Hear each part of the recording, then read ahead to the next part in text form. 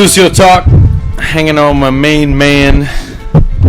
Fucking went to dinner tonight at Momofuku Co. Was fucking delicious.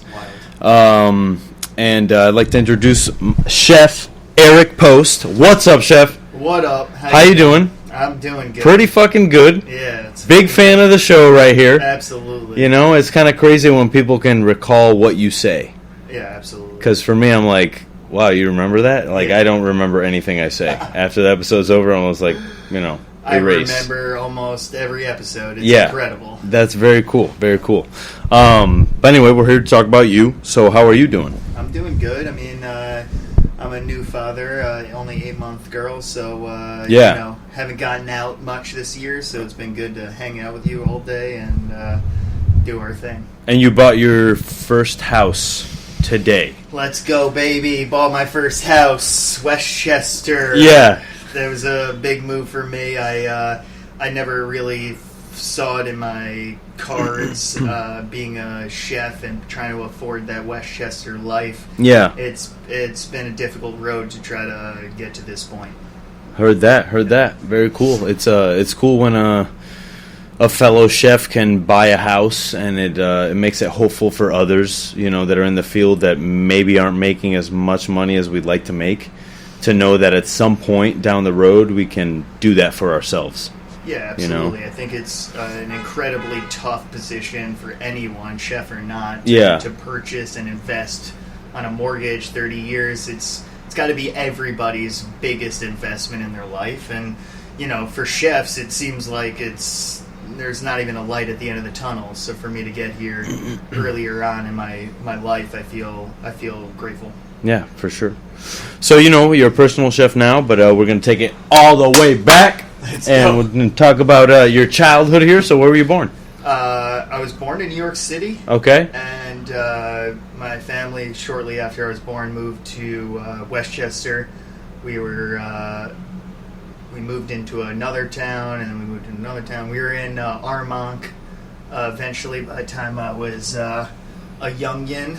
And I really, at the time, didn't really understand how great of Armonk was due to this little club that was by my house. It was like a country club, but without like any of the stiffness. It was super casual for kids, and I just loved growing up there. It was incredibly enjoyable. Yeah, very cool.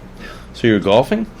No, so no golf, like super chill, like it's just like a man-made little kiddie beach and like a deep end where you can kind of hang out around this lake, and a little bar for the parents and a little eatery for like fried chicken and stuff. Like, oh, dope. Super chill. Yeah. Got you. Yeah. Understood. Yeah. So what were some of the things you were eating growing up? Were your parents cooking? Were you going out to eat? Yeah, like, we definitely liked going out to eat, but when I was younger, really young, my dad was hitting the grill, doing simple stuff like that, but my mom was coming home from work. Both of them were coming home pretty late, so they were grabbing pre-marinated stuff or, like, stuff from markets and kind of trying to work in the last-minute stuff so that they could cook it up in, like, less than 30 minutes for us. Yeah. So it was like It was about timing, really, for them. Yeah. Because they were coming from the city. They were working in the city, so it was tough for them to get, you know, a long prepped meal. Yeah. You know, it had to be quick. Got you. Yeah. And do you have any siblings growing up? Yeah, I had an older sister.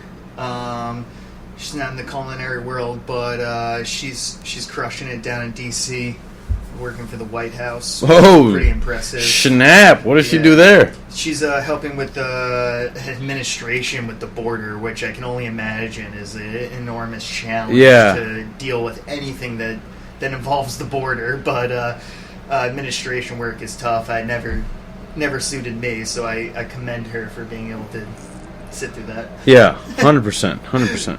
So, when did you first start kind of having an interest in this thing of ours? Yeah, I don't think that my parents really drew that out.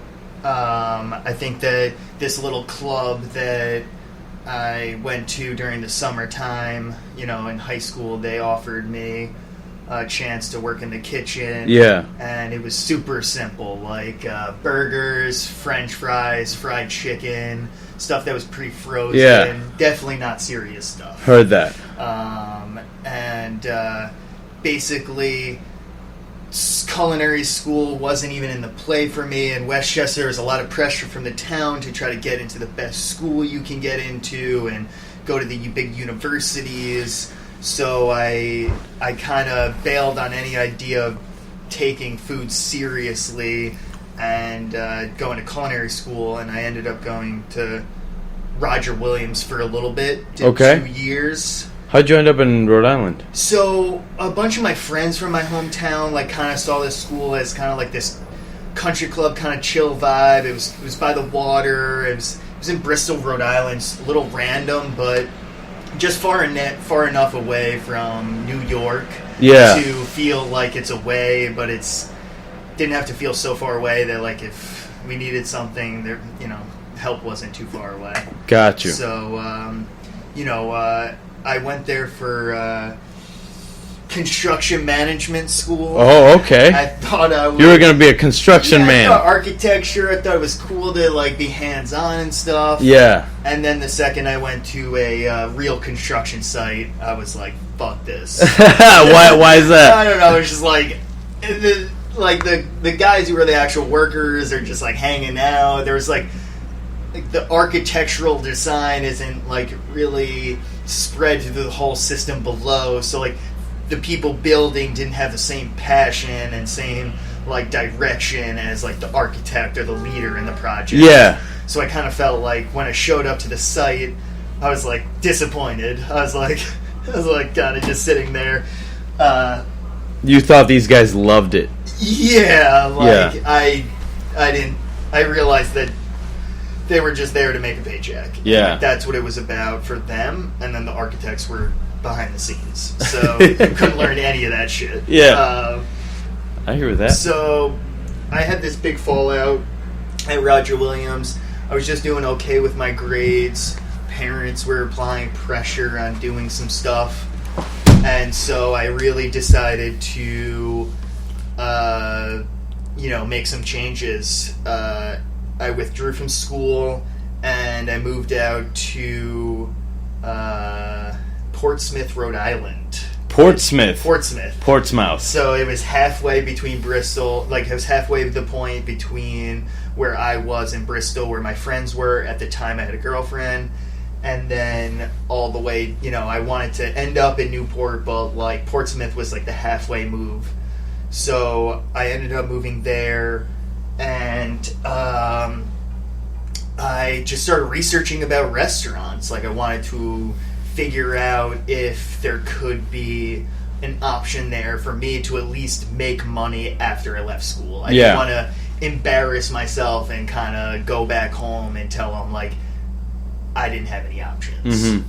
So I kind of like secretly took and went and checked out a couple restaurants, and I went to this restaurant called Tucker's Bistro, and this restaurant chef there kind of took me in, and he kind of showed me like there's a little bit of an importance to food here. It's not just about burgers and fries. There's technique, there's passion, there's recipes, and that was the moment that like changed me from like the punk kid to like understanding there's a food world out here. Yeah. Possibly a career. Got you. And at that time I realized that I hit big with finding this guy at Tucker's Bistro, and I figured I might as well go out and see what else chefs I could just get in front of.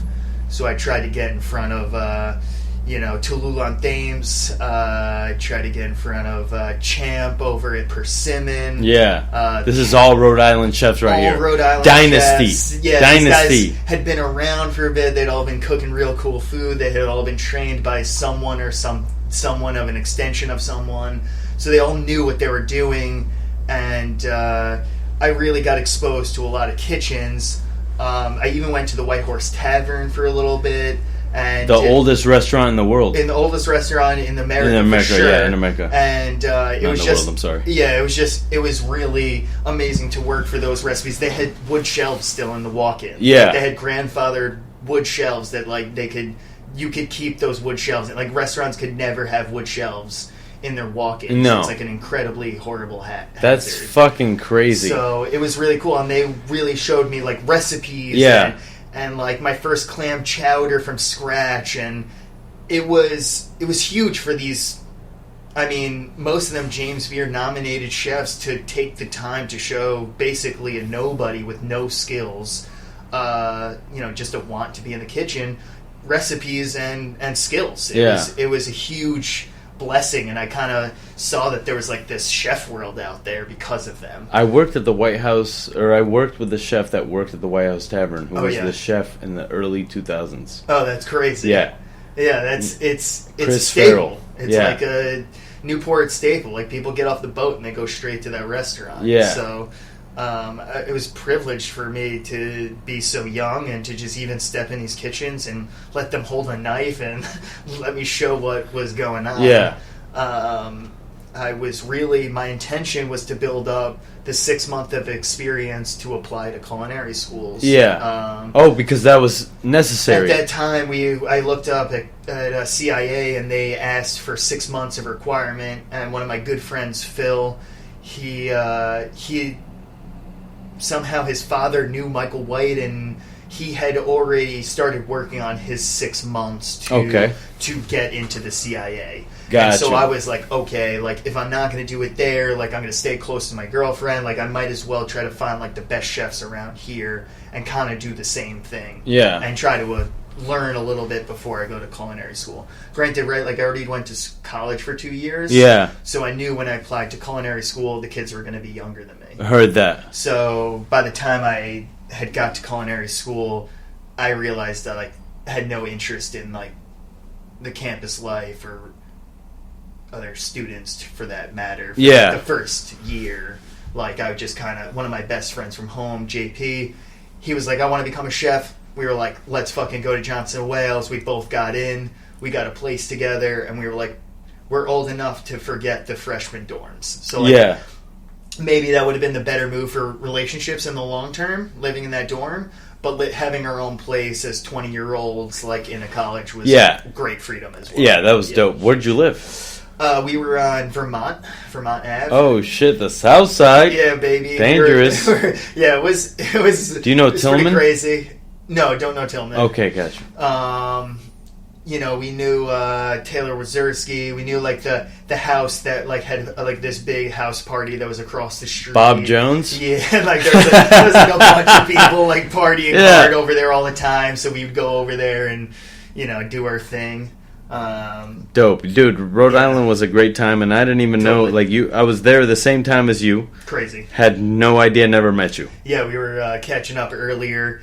I even did like a 1-day trail over at Tallulah on Thames for 1 day. Yeah, when I was working there. He was working there, working that beets dish, real hard technical dish.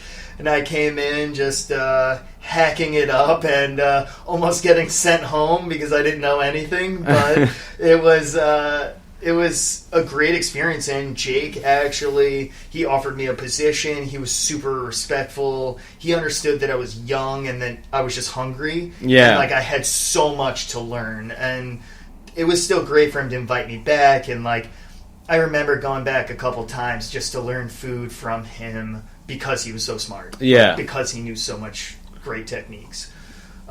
He's definitely top 5 mentors I've ever had. Yeah, I mean, he's someone that I wish that I had spent more time with after being exposed to him, because he was impactful in my career, impactful in the things he said. He meant what he said, and he was pushing on the line at that time with everyone. So it was really impressive to see the head chef like really do that. That was the thing that drew me into Tucker's.